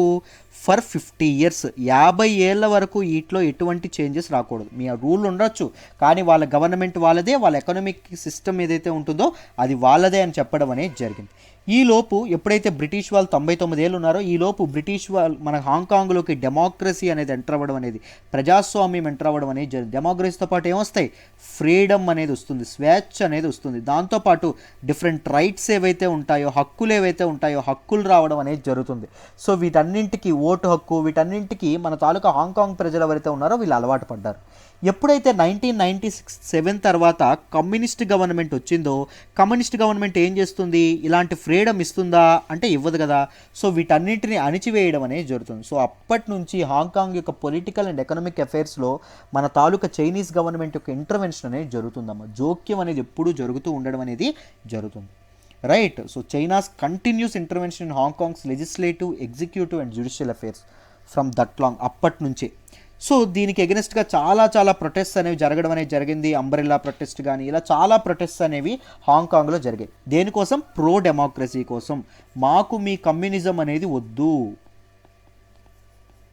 మాకు డెమోక్రసీ కావాలి అని ప్రో డెమోక్రసీ కోసం ఇదవ్వడం అనేది జరిగింది. బట్ స్టిల్ చైనా అనేది చాలాసార్లు ఇంటర్వ్యూన్ అవ్వడం అనేది జరిగింది. ఎక్స్ట్రాడిషన్ ట్రీటీ ఏదైతే ఉంటుందో, ఎక్స్ట్రాడిషన్ లా ఏదైతే ఉంటుందో అది హాంకాంగ్ మీదకి తీసుకొచ్చింది. మీ అందరికీ దాని గురించి కూడా ప్రొటెస్ట్ అయినాయి, మీ అందరికీ చెప్పాను ఆ విషయం ముందే. దాంతోపాటు డిఫరెంట్ నేషనల్ సెక్యూరిటీ లా తీసుకొచ్చిందండి. ఇది ఇంపార్టెంట్ వినండి. 2019లో నేషనల్ సెక్యూరిటీ లా హాంకాంగ్కి తీసుకురావడం అనేది జరిగింది. ఈ నేషనల్ సెక్యూరిటీ లా ఏం చేస్తుంది అంటే చూడండి అమ్మ, it క్రిమినలైజెస్ any act of cessation. అంటే హాంకాంగ్ చైనా నుంచి విడిపోవాలి అని ఎవడైనా కోరుకున్నా, బ్రేకింగ్ అవే విత్ చైనా, దాంతోపాటు సబ్వర్షన్ అంటే అండర్మైనింగ్ ద సూపర్ పవర్ అండి. అంటే పైన ఉన్నటువంటి సెంట్రల్ గవర్నమెంట్ ఏదైతే ఉంటుందో దాని పవర్ని ఇది చేసినా, ఇది ఇంపార్టెంట్ గుర్తుపెట్టుకోండి, ఈరోజు న్యూస్కి ఇది రిలేటెడ్. రైట్. దాంతోపాటు టెర్రరిజం, ఎవరైనా ఉగ్రవాదానికి హింసకి పాల్పడినా, దాంతోపాటు collusion with foreign affairs, foreign people ఎవరైతే ఉన్నారో, ఫారెన్ ఫోర్సెస్ ఏవైతే ఉన్నాయో వాటికి కొల్యూడ్ అయినా, వాళ్ళతో కలిపి చైనా మీద అటాక్ వచ్చిన, సో ఇవన్నీ ఏవైతే ఉన్నాయో వీటి ప్రకారంగా వాళ్ళు శిక్షార్హులు అని చెప్పడం అనేది జరిగిందమ్మ. వీళ్ళందరినీ ఇది చేస్తామని చెప్పడం అనేది జరిగింది. ఈ నేషనల్ సెక్యూరిటీ అలా తీసేయండి, ఇది హాంకాంగ్ యొక్క జ్యుడిషియల్ సిస్టంలోకి, పొలిటికల్ సిస్టంలోకి చైనా యొక్క ఇంటర్వెన్షన్ అవుతుంది అని చెప్పి చాలామంది దీనికి ఎగనెస్ట్గా ఉండడం అనేది జరిగింది, చాలామంది దీనికి ఎగనెస్ట్గా మాట్లాడడం అనేది జరిగింది. సో బట్ చైనా అనేది రీసెంట్గా ఏం చేసిందంటే తన హ్యూజ్ అండర్ నేషనల్ సెక్యూరిటీల ప్రకారం ఒక హ్యూజ్ ఆపరేషన్ ఏదైతే ఉంటుందో ఆపరేషన్ చేసి అరౌండ్ 50+ అపోజిషన్, అపోజిషన్ అంటే కమ్యూనిజంకి అపోజిషన్ అండి, అంటే ప్రో డెమోక్రసీ పీపుల్ ఎవరైతే ఉంటారో వాళ్ళందరికీ ఇది చేయడం అనేది జరిగింది, వీళ్ళందరినీ అరెస్ట్ చేయడం అనేది జరిగింది. అరౌండ్ 1000+ ఫోర్సెస్ చైనా నుంచి వచ్చి వీళ్ళందరినీ అరెస్ట్ చేయడం అనేది జరిగిందంట.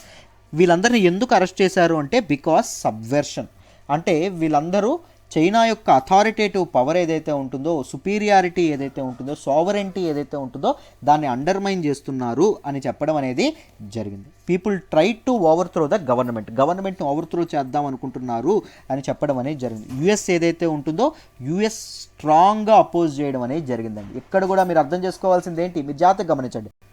ట్రంప్ ఎప్పుడు యూఎస్కి ఎగనెస్టే, ఈ విషయం మీకు తెలుసు, చైనాకి ఎగనెస్టే, ఈ విషయం మీ అందరికీ తెలుసు, రైట్. ఇప్పుడు కొత్తగా వచ్చినటువంటి బైడెన్ గవర్నమెంట్ ఏదైతే ఉంటుందో బైడెన్ గవర్నమెంట్ కూడా ఏం చేయడం జరిగింది, చైనాకు ఆపోజిట్గా మాట్లాడింది, హాంకాంగ్ని సపోర్ట్ చేస్తూ మాట్లాడడం అనేది జరిగింది. ప్రో డెమోక్రసీ పీపుల్ ఎవరైతే ఉంటారో వాళ్ళకి సపోర్ట్ చేస్తూ మాట్లాడడం అనేది జరిగింది. బైడెన్ తాలూకు సెక్రటరీ ఆఫ్ స్టేట్ మాట్లాడారండి. మీరు జాగ్రత్తగా గమనిస్తే ఒబామా అయినా, నేను ఆల్రెడీ చాలాసార్లు చెప్పాను, ఒబామా అయినా, ట్రంప్ అయినా, కొత్తగా వచ్చేటటువంటి బైడెన్ అయినా, వీళ్ళ తాలూకా లక్ష్యం ఏంటి, గ్లోబల్ స్ట్రాటజీ, యుఎస్ హెజిమోనీ. నేను చాలాసార్లు చెప్పాను యుఎస్ యొక్క డామినెన్స్. ఇప్పుడు యుఎస్ హెజిమోనీ, యుఎస్ యొక్క డామినెన్స్కి ప్రధానమైనటువంటి థ్రెట్ ఎవరు, చైనా. అక్కడ చైనా మంచి చేసినా ఈ గవర్నమెంట్స్ ఏం చేస్తాయి, తప్పకుండా తప్పపడతాయి. So because China is threat for US hegemony. అర్థమైందా, దాన్ని మనం గుర్తుపెట్టుకోవాలి. ప్రతి ఒక్కరి లక్ష్యం, వీళ్ళందరూ ఎవరు రూలర్స్ అయినా వాళ్ళ లక్ష్యం ఏంటి అంటే వాళ్ళ డామినెన్స్ని, వాళ్ళ తాలూకు అథారిటీని నిలుపుకోవడం. అఫ్కోర్స్ ట్రంప్ అరుస్తూ ఉంటాడు, ఒబామా కామ్గా ఉంటారు, బైడెన్ కామ్గా ఉంటారు, డెమోక్రాట్స్ కామ్గా ఉంటారు, రిపబ్లిక్లు అరుస్తూ ఉంటారు, రైట్. బట్ స్టిల్ అందరి లక్ష్యం ఏంటి అంటే ఒకటే, అది మీరు గుర్తుపెట్టుకోవాలి. This is all about this article అండి. ఈ ఆర్టికల్ కూడా మీకు డీటెయిల్డ్గా అర్థమైందనే అనుకుంటున్నాను. సో ఆ ఒక్కటి ఇలా అరెస్ట్ చేశారని చెప్పడానికి ఈ బ్యాక్గ్రౌండ్ అంతా చెప్పాను. దాంతోపాటు కొన్ని ఇంటర్నేషనల్ రిలేషన్స్లో కొన్ని టెక్నికాలిటీస్ ఏవైతే ఉన్నాయో వాటిని టచ్ చేశాను. So this is all about this article అమ్మా. Let's move to the next article. మనం మాట్లాడుకోబోయే నెక్స్ట్ ఆర్టికల్ వచ్చేసి services PMI signals expansion slowing, businesses halt hiring. Very important article regarding GS paper 3 ఎకానమీలో మాట్లాడుకుంటాం. డీటెయిల్డ్గా చెప్తాను, ఎక్స్ప్లెయిన్ చేస్తాను, జాగ్రత్తగా వినండి అమ్మ. ఈ ఆర్టికల్ మీకు అర్థం కావాలంటే మీరు మొదట తెలుసుకోవాల్సింది ఏంటి అంటే పిఎంఐ గురించి తెలుసుకోవాలి. పిఎంఐ అంటే ఏంటి అంటే పర్చేజింగ్ మేనేజర్స్ ఇండెక్స్ అండి. పర్చేజింగ్ మేనేజర్స్ ఇండెక్స్ అమ్మ. సో ఇది ఇండెక్స్ అంటే ఏంటి, సూచి, పలానా దాన్ని చూపించేది అని అర్థం. సో ఇది దేన్ని సూచిస్తుందంట, it's an indicator of business activity in a country. ఒక దేశంలో బిజినెస్ యాక్టివిటీ ఏదైతే ఉంటుందో దాన్ని చూపించడం అనేది, దాన్ని సూచించడం అనేది జరుగుతుంది. బిజినెస్ యాక్టివిటీ ఎలా జరుగుతుంది అని. మామూలుగా పిఎంఐ అనేది 2 సెక్టార్స్లో ఇది చేస్తారు. ఒకటి ఏంటి అంటే మ్యానుఫ్యాక్చరింగ్ సెక్టార్లో, 2 ఏంటి అంటే సర్వీసెస్ సెక్టార్లో. మ్యానుఫ్యాక్చరింగ్ అండ్ సర్వీసెస్ సెక్టార్లో దీన్ని ఇది చేయడం అనేది జరుగుతుంది. అండ్ పిఎంఐ ఏ రేంజ్లో సూచిస్తారు అంటే ఒక నెంబర్తో సూచిస్తారు. That number will be between 0 to 100, 0 నుంచి 100 మధ్యలో గల నెంబర్ ఏదైతే ఉంటుందో దానిలో ఇది చేయడం అనేది జరుగుతుంది. If the number is above 50, ఒకవేళ పిఎంఐ నెంబర్ అనేది అబవ్ 50 ఉందనుకోండి, గ్రేటర్ దాన్ 50 ఉందనుకోండి, ఏంటి దాని అర్థం, it represents an expansion in an economy. ఒక ఎకానమీలో ఒక ఎక్స్పాన్షన్ అనేది జరుగుతుంది అని అర్థం. If it represents under 50, less than 50 ఉందనుకోండి, దాని అర్థం ఏంటి అంటే it represents A contraction, business అనేది కాంట్రాక్షన్ అవుతుంది అని అర్థం. If it represents exactly at 50 ఎగ్జాక్ట్గా ఉందనుకోండి, ఇట్ ఇండికేట్స్ నో చేంజ్, పాత మంత్కి ఇప్పటికీ అసలు చేంజ్ అనేది లేదు బిజినెస్ యాక్టివిటీలో అని చెప్పడం అనేది జరుగుతుంది. సో ఇవి ఇండికేట్ చేయడం అనేది జరుగుతుంది, right. They are usually released at the start of every month అండి. సో ప్రతి నెల యొక్క మొదట్లోనే దీన్ని ఇది చేయడం అనేది, రిలీజ్ చేయడం అనేది జరుగుతుంది. So it is therefore considered as good leading indicator of economic activity. Economic యాక్టివిటీని చూపించడానికి ప్రతి నెల చూపిస్తారు కాబట్టి ఎకనామిక్ యాక్టివిటీ గురించి తెలుసుకోవడానికి, ఎకనామిక్ బిహేవియర్ గురించి తెలుసుకోవడానికి ఇది చాలా చాలా ఉపయోగపడుతుంది. సో దట్ పాలసీ మేకర్స్ ఎవరైతే ఉన్నారో వాళ్ళ పాలసీస్ని ఇది చేయడం అనేది జరుగుతుంది. సో దీని తాలూకు మెయిన్ పర్పస్ ఏంటి పిఎంఐది? To provide information about current and future business conditions. ఇప్పుడున్నటువంటి బిజినెస్ కండిషన్స్ ఏంటి, ఫ్యూచర్లో బిజినెస్ కండిషన్స్ ఆ మంత్లో ఎలా మారుతున్నాయి అని చెప్పడం. సో దీనివల్ల ఏం జరుగుతుంది, కంపెనీ యొక్క డెసిషన్ మేకర్స్ ఎవరైతే ఉంటారో వాళ్ళకి, ఎనలిస్టులు ఎవరైతే ఉంటారో వాళ్ళకి, దాంతోపాటు ఇన్వెస్టర్స్ ఎవరైతే ఉంటారో వాళ్ళకి ఒక రకమైనటువంటి ఇన్ఫర్మేషన్ వచ్చి సో వాళ్ళు పాలసీ మేకింగ్ అనేది పర్ఫెక్ట్గా చేసుకోవడానికి ఆస్కారం ఏర్పడడం అనేది జరుగుతుంది. సో దీన్ని పిఎంఐని ఎలా క్యాలిక్యులేట్ చేస్తారు sir? PMI calculation is a survey based scheme అండి. This a survey based measurement. Survey చేసి చేయడం అనేది జరుగుతుంది. ఇది ఆల్రెడీ దీని గురించి చెప్పరమ్మా. ఏం చేస్తారు, భవిష్యత్తులో ఎలా ఉండబోతుందని ఎక్స్పర్ట్స్కి అడుగుతారు. చెప్తాను చూడండి. ఏం చేస్తారంటే ఈ పిఎంఐ క్యాలిక్యులేట్ చేసేవాళ్ళు they ask the respondents about changes in their perception about key business variables as compared to the previous month. Previous month కంటే ఈ మంత్ ఎలా మారుండొచ్చు, వివిధ రకాలైనటువంటి ఇవి బిజినెస్ యాక్టివిటీ అని చెప్పి సర్వే చేస్తారు. వాళ్ళ తాలూకా సజెషన్స్, వాళ్ళ తాలూకా ఇదేదైతే ఉంటుందో పర్సెప్షన్స్ ఏవైతే ఉంటాయో వాటిని అడుగుతారు. అర్థమైందా? సో పిఎంఐ అనేది 3 దానిగా మెజర్ చేయడం అనేది జరుగుతుంది. ఒకటి ఏంటి, మ్యానుఫ్యాక్చరింగ్ సెక్టార్. రెండవది ఏంటి, సర్వీసెస్ సెక్టార్. మూడవది ఏంటి, కాంపోజిట్ పిఎంఐ. అంటే ఈ రెండింటిని కలిపి ఒక పిఎంఐని కూడా ఇది చేయడం అనేది జరుగుతుంది. పిఎంఐ క్యాలిక్యులేషన్ ఎలా చేస్తారు అంటే చూడండి, P1 దీనికి ఒక ఫార్ములా ఉంటుందండి. P1 × 1 plus P2 × 0.5 plus P3 × 0. ఇక్కడ P1 అంటే ఎవరు అంటే పర్సంటేజ్ ఆఫ్ ఆన్సర్స్. వీళ్ళు అడుగుతారు కదా, ఫోన్లు చేసో లేకపోతే పలానా ఎక్స్పర్ట్స్కి అడుగుతారు, ఈమెయిల్స్ పెట్టో, ఎక్స్పాన్షన్ అవుతుందా లేకపోతే కాంట్రాక్షన్ అవుతుందా లేకపోతే నో చేంజ్ అనుకుంటున్నారా, ఎన్ని ఆన్సర్స్ అయితే ఎక్స్పాన్షన్ ఇంప్రూవ్మెంట్ జరుగుతుంది బిజినెస్ యాక్టివిటీ, ఆ ఆన్సర్లన్నీ P1 అవుతుంది. P2 అంటే ఏంటి అంటే percentage of answers with no change అండి. అర్థమైందా? ఎటువంటి చేంజ్ లేదు అని చెప్పేటటువంటి వీళ్ళు ఎవరైతే ఉంటారో ఆ ఆన్సర్స్. P3 అంటే ఏంటి అంటే percentage of answers with contraction. Contract అవుతుంది అని చెప్పేటటువంటి వాళ్ళు ఉంటారు చూసారు, వాళ్ళ తాలూకు ఆన్సర్స్ ఎన్ని వస్తే అవి P3లో వేయడం అనేది జరుగుతుంది. సో ఈ ఫార్ములా ద్వారా దాన్ని క్యాలిక్యులేట్ చేయడం అనేది జరుగుతుంది. అయితే ఈ పిఎంఐని ఎవరెవరు క్యాలిక్యులేట్ చేస్తారు సార్ అంటే 3 ఇన్స్టిట్యూట్స్ క్యాలిక్యులేట్ చేయడం అనేది జరుగుతుంది. ఒకటి institute for supply management, ISM, ఇది యూఎస్ఏలో ఉంటుంది. ఇది క్యాలిక్యులేట్ చేయడం అనేది జరుగుతుంది, ఇన్స్టిట్యూట్ ఫర్ సప్లై మేనేజ్మెంట్ అండి. రెండవది Singapore institute of purchasing and materials management, SIPMM, Singapore institute of purchasing and materials management ఏదైతే ఉంటుందో ఇది పేరులోనే ఉంది, సింగపూర్లో ఉంటుంది. Right. Next IHS market group ఏదైతే ఉంటుందో IHS మార్కెట్ గ్రూప్ ఇది ఎక్కడ ఉంటుంది అంటే లండన్లో ఉండడం అనేది జరుగుతుంది. వీళ్ళు ఎవ్రీ మంత్ కంపైల్ చేసి చెప్పడం అనేది జరుగుతుంది. ఎవ్రీ మంత్ ఇచ్చేవాళ్ళు ఎవరు అంటే మన తాలూకు ISM, USA తప్పకుండా ఇస్తుంది. వీళ్ళు అప్పుడప్పుడు ఎప్పుడైతే ఇలాంటి పరిస్థితులు COVID-19 లాంటి ఎకానమీ ఇదైనప్పుడు పరిస్థితులు కానీ లేకపోతే ఇంపార్టెంట్ చేంజ్ వచ్చినప్పుడు వీళ్ళు రిలీజ్ చేస్తారండి. ఇప్పుడు ఎవరు రిలీజ్ చేశారు అంటే IHSMG ఏదైతే ఉంటుందో, IHS మార్కెట్ గ్రూప్ ఏదైతే ఉంటుందో వీళ్ళు లండన్ బేస్డ్ గ్రూప్ ఏదైతే ఉంటుందో వీళ్ళు PMI ఏదైతే ఉంటుందో పర్చేజింగ్ మేనేజర్స్ ఇండెక్స్ ఏదైతే ఉంటుందో దాన్ని దేనికి సర్వీసెస్ సెక్టార్ మనం చెప్పుకున్నాం కదా, manufacturing sector, services sector, composite PMI 3 release చేస్తారని. సో వీళ్ళు సర్వీసెస్ సెక్టార్ గురించి చెప్పడం అనేది జరిగింది. ఏం చెప్పారో న్యూస్లో వచ్చింది, జాగ్రత్తగా వినండమ్మా, క్లియర్గా ఎక్స్ప్లెయిన్ చేస్తాను. వీళ్ళు ఏం చెప్పారు అంటే ఇండియన్ సర్వీసెస్ సెక్టార్ ఏదైతే ఉంటుందో అది డిసెంబర్లో ఎక్స్పాండ్ అవుతుంది, కానీ ఎక్స్పాన్షన్ రేట్ అనేది నవంబర్ కంటే పడిపోయింది, నవంబర్ కంటే డిసెంబర్లో పడిపోయింది. అర్థమైందా? నవంబర్లో ఎక్కువ ఉండేది డిసెంబర్లో పడిపోయిందని చెప్పడం అనేది జరిగింది. అంటే నవంబర్లో ఎంత చెప్పారు అంటే 53.7 చెప్పడం అనేది జరిగింది. ఎప్పుడు? నవంబర్లో. దీని అర్థం ఏంటి? 50 కంటే ఎక్కువ ఉంటే ఏం చెప్పాను? ఎక్స్పాన్షన్ అని చెప్పాను, గుర్తుందా?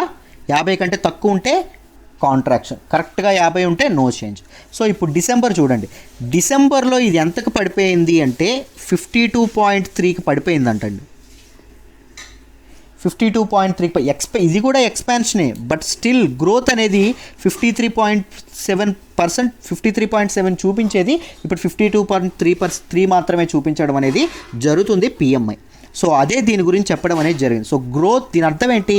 గ్రోత్ లాస్ట్ మూమెంటం, గ్రోత్ అనేది ఎదుగుతూ ఒక్కసారి మూమెంటం కోల్పోయింది అని చెప్తున్నారు. సో రీజన్స్ ఏం చెప్తున్నారు అంటే ఇంక్రీజ్డ్ కోవిడ్-19 రెస్ట్రిక్షన్స్. కోవిడ్-19 యొక్క న్యూ స్ట్రెయిన్ అనేది మొదలుపెట్టింది కదా, సో ఈ రెస్ట్రిక్షన్స్ ఏవైతే ఉన్నాయో మళ్ళీ వచ్చినాయి. మీకు ఫ్లైట్స్ కానీ ఆగిపోవడం ఇవన్నీ జరగడం అనేది జరుగుతుంది. దాంతోపాటు ట్రావెల్ బ్యాన్స్ ఏవైతే ఉన్నాయో ట్రావెల్ బ్యాన్స్ వల్ల ఈ సర్వీసెస్ సెక్టర్ ఎవరైతే ఉంటారో వాళ్ళు, సర్వీసెస్ సెక్టర్ అంటే ఇప్పుడు చూడండి, మీకు ఎయిర్పోర్ట్ వస్తుంది, ఎయిర్పోర్ట్లో సేవలు అందించే వాళ్ళు ఎవరైతే ఉంటారో వాళ్ళు మ్యానుఫ్యాక్చరింగ్ సెక్టర్ రారు, they will come under services sector, right. అవన్నీ ఇప్పుడు ఆగిపోతే ఏమవుతుంది? సర్వీస్ సెక్టర్ తాలూకు ఇది పోతుందా లేదా? పోవడం అనేది జరుగుతుంది. బస్సుల్లో కండక్టర్లు వీళ్ళందరూ ఏమిస్తున్నారు? మనకి సేవలు అందిస్తున్నారు, right. So they are not manufacturing anything, మనకు వాళ్ళు సేవలు అందించడం అనేది జరుగుతుంది. మనం ఒక ప్రదేశం నుంచి ఇంకొక ప్రదేశానికి వెళ్ళడానికి వాళ్ళు మనకు తోడ్పడుతున్నారు. So they come under services sector. So travel bans అవ్వడం వల్ల ఏమవుతుంది? ఇది అవ్వడం అనేది జరిగింది. సో మొత్తం సర్వీసెస్ సెక్టర్ పడిపోవడం అనేది జరిగింది. సో ఇండియన్ సర్వీసెస్ ఏవైతే ఉన్నాయో భారతీయులు అందించేటటువంటి మన తాలూకా జీడిపి అనేది సర్వీసెస్ సెక్టార్ మీద ఆధారపడి ఉంటుందమ్మా. సో ఇండియన్ సర్వీసెస్కి గ్లోబల్ మార్కెట్ అనేది బాగా తగ్గిపోయింది అంటున్నారు. కోవిడ్-19 కేసెస్ ఏవైతే ఉన్నాయో అవి స్పైక్ కూడా ఒక కారణం అంటున్నారు. కోవిడ్-19 స్పైక్ అనేది మళ్ళీ కేసెస్ పెరగడం వల్ల బిజినెస్లు ఎవరైతే ఉంటారో వాళ్ళు ఏం చేస్తున్నారు? కొత్త వర్కర్స్ని, న్యూ వర్కర్స్ని హైర్ చేసుకోవట్లా. న్యూ వర్కర్స్ హైర్ చేసుకోకపోతే ఏం జరుగుతుంది? ప్రొడక్షన్ అనేది ఆగిపోతుంది. సో 10 మందే ఉంటే 100 వస్తువులు తయారు చేయగలరు, అది 20 మంది ఉంటే 200 వస్తువులు తయారు చేయగలరు. So simply number of workers is directly proportional to production, right. So number of new workers ఇక్కడ తగ్గిపోవడం వల్ల ఏం జరుగుతుంది? ప్రొడక్షన్ కూడా తగ్గిపోవడం అనేది జరుగుతుంది. అర్థమైందా? దాంతోపాటు కంపెనీస్ ఫేస్ చేస్తున్నటువంటి ఫైనాన్షియల్ డిఫికల్టీస్ ఏవైతే ఉంటాయో, ఆర్థిక పరమైనటువంటి ఇబ్బందులు ఏవైతే ఉన్నాయో అది కూడా ఒక కారణం అవ్వడం అనేది జరుగుతుందమ్మా.